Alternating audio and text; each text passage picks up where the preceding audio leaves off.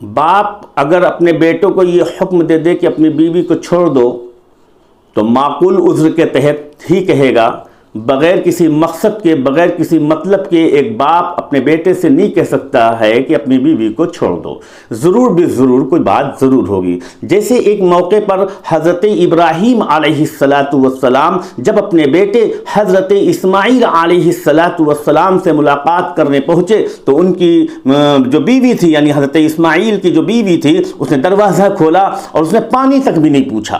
تو حضرت اسماعیل علیہ السلام کے والد محترم حضرت ابراہیم علیہ السلام نے پوچھا کہ بھائی مجھے پہچانا کہاں ہے اسماعیل؟ کہ اسماعیل تو شکار پر گئے ہوئے ہیں۔ تو بولے اچھا ایسا ہے، بس سب خیریت سے ہیں، سب ٹھیک ہیں آپ؟ بولے کیا ٹھیک ہیں، بس کام وام یہ ہے اور کام نہیں چلتا اور پریشانی ہے اور پیسے کی اور روپے کی اور کیا کہتے ہیں، اس طرح عورتیں ناشکری کرتی نا، تو اس طریقے سے وہ ناشکری کرنے لگی۔ باہر کے حضرت ابراہیم علیہ السلام نے کہا کہ جب حضرت اسماعیل آ جائیں تو ان سے یہ کہہ دینا کہ چوکھٹ بدل دے۔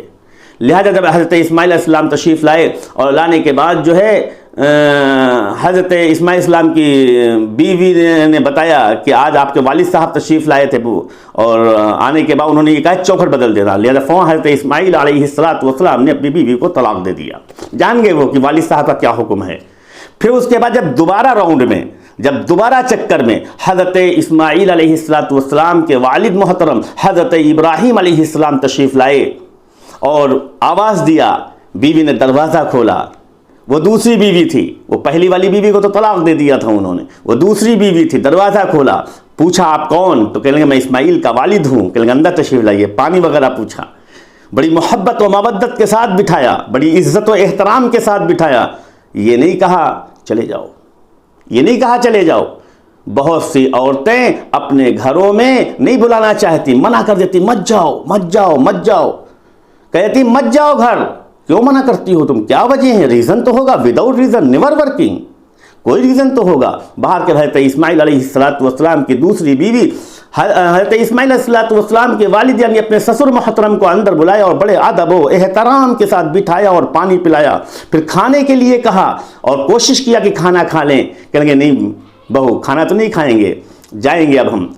اور ایسا ہے کیا کہتے ہیں، سب ٹھیک ہے، سب خیریت ہے، کوئی پریشانی تو نہیں ہے؟ حضرت اسماعیل السلام کی بیوی نے کہا کہ میرے سسر محترم بہت ٹھیک ہے، ماشاءاللہ بہت اچھا ہے، کھانا نہ کھانے کی پریشانی، نہ پانی کی پریشانی، نہ رہنے کی پریشانی، کوئی دقت نہیں، بہت آرام سے میں رہ رہی ہوں۔